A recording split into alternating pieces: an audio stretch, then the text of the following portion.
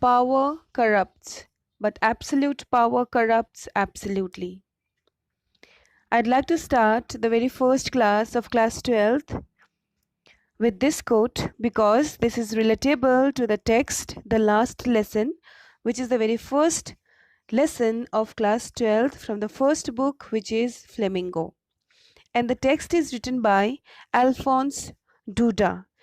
It's so ironic that the first lesson of the class is the last lesson, but the story is very heart wrenching and evokes our conscience to check our deeds, whether the task that we are doing right now is to be continued or we need to refine our deeds. To start the chapter, we need to understand the introduction, and introduction won't be clear unless and until we go into history. History's particular chapter, that is Franco-Prussian War.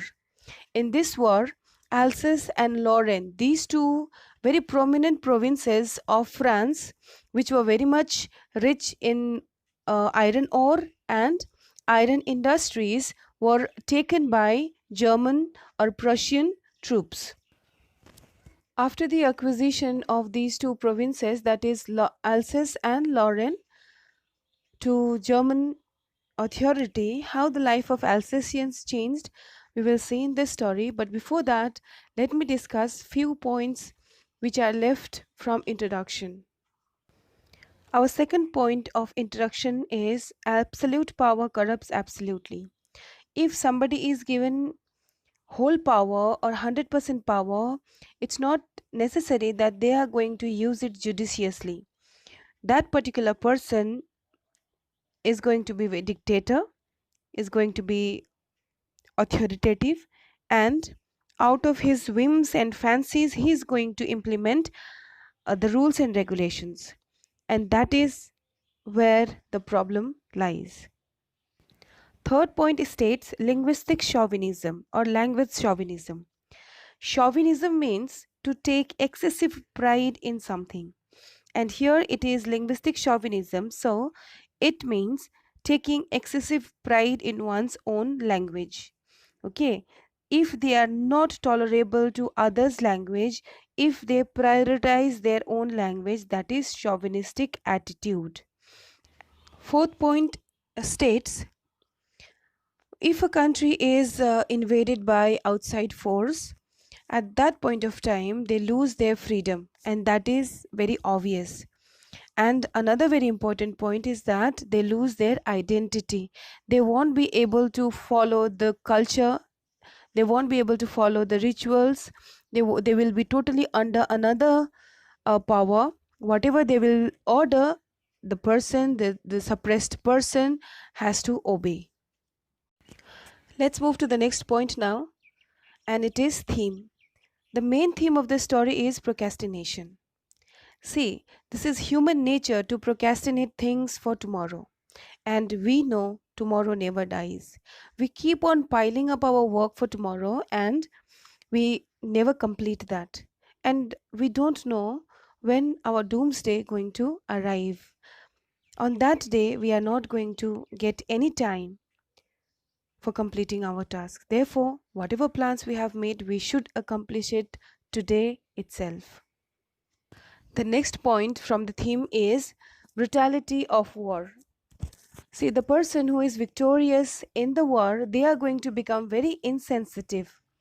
They will act in such a manner, we will find no trace of humanity in them, because people are displaced, people's properties are destroyed, people are separated from their near and dear ones, beloved ones, and much more.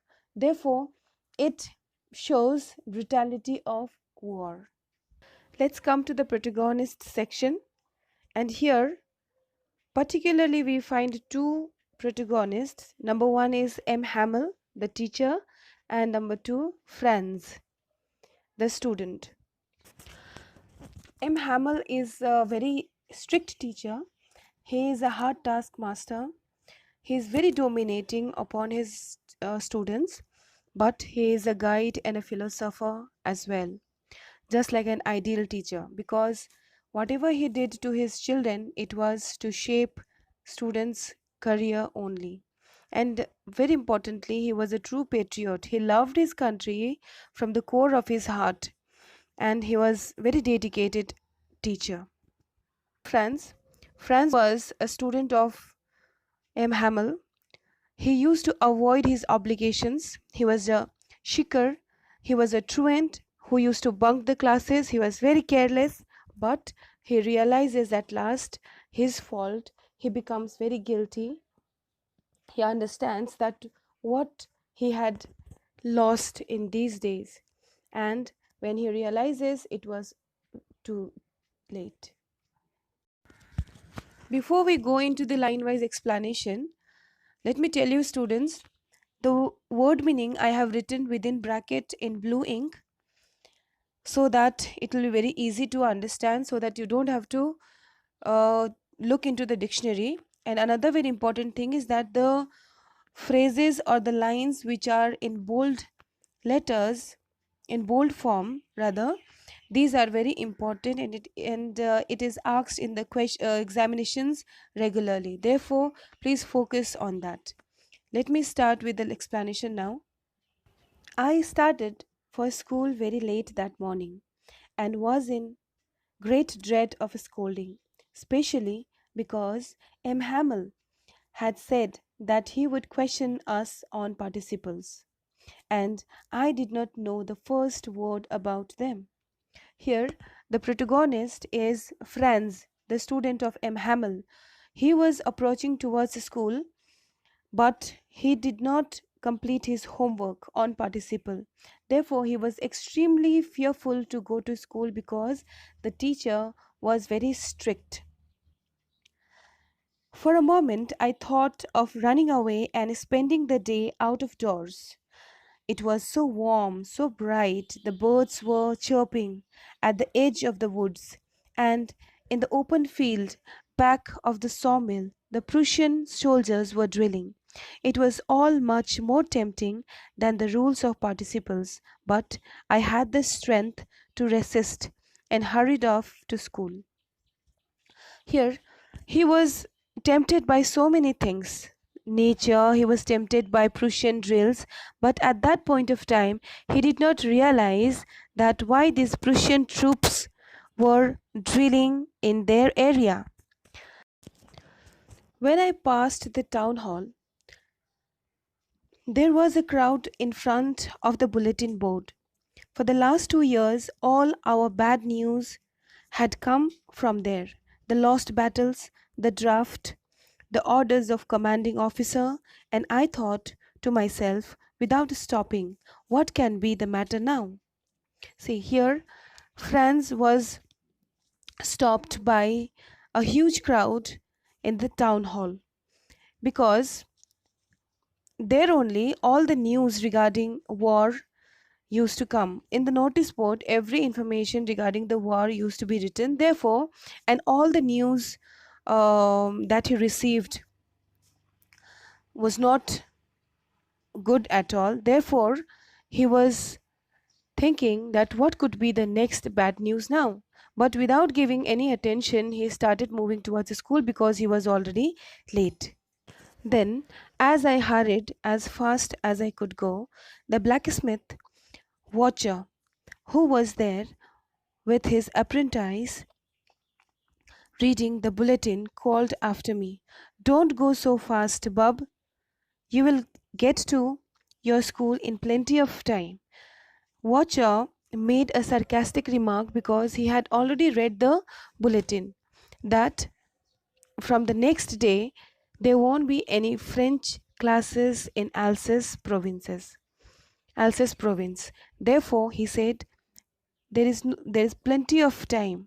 Now there won't be any school, there won't be any classes, so he will have ample of time to go to school. Therefore, it was a sarcastic remark. I thought he was making fun of me and reached M. Hamel's little garden all out of breath. Usually, when school began, there was a great bustle which could be heard out in the street, the opening and closing of desks, lessons repeated in unison, very loud with our hands over our ears to understand better, and the teacher's great ruler rapping on the table. Here we get to see that little Franz was totally surprised by the condition of the school. It is because generally there used to be huge commotion in the school. Children used to learn their lessons, teachers used to rap their scale on the desk in order to scare children and make them learn, but that very day it was all different. What had happened? Let us read further and we will understand. But now it was also still. I had counted on the commotion to get to my desk without being seen. But of course, that day everything had to be as quiet as Sunday morning. On other days, when little Franz used to be late, he used to get into the classroom so stealthily that teacher could not notice. But today it was not so, because there was no noise at all, there was no commotion at all, so that he could enter into the classroom stealthily. Therefore, the teacher M. Hamill noticed him, but he was so polite, he was so kind that day. Through the window, I saw my classmates already in their places, and M. Hamill walking up and down with his terrible iron ruler under his arm. I had to open the door and go in before everybody. You can imagine how I blushed and how frightened I was.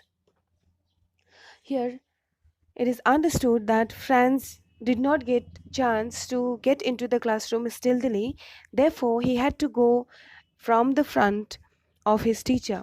But it was so unusual because M. Hamill, who was cranky teacher, who was very rude, had become polite and soft on that very day. So this surprised Franz a lot.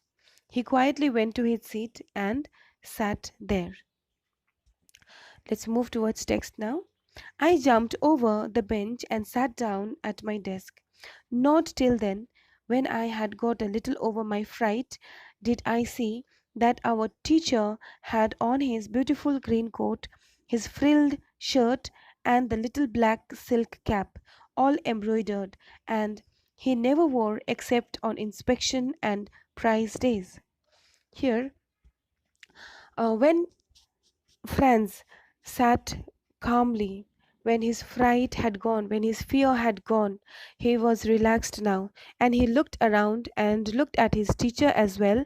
And then something surprising he got to notice, and that was his dress. He was beautifully dressed on that very day. He was wearing a silk cap. He was wearing embroidered dress which he used to wear on inspection day. It was because it was he had done it for special purpose. What was that? We will learn. Let's continue from the text now. Besides, the whole school seemed so strange and solemn, but the thing that surprised me most was to see on the back benches that were always empty the school, the village people sitting quietly like ourselves.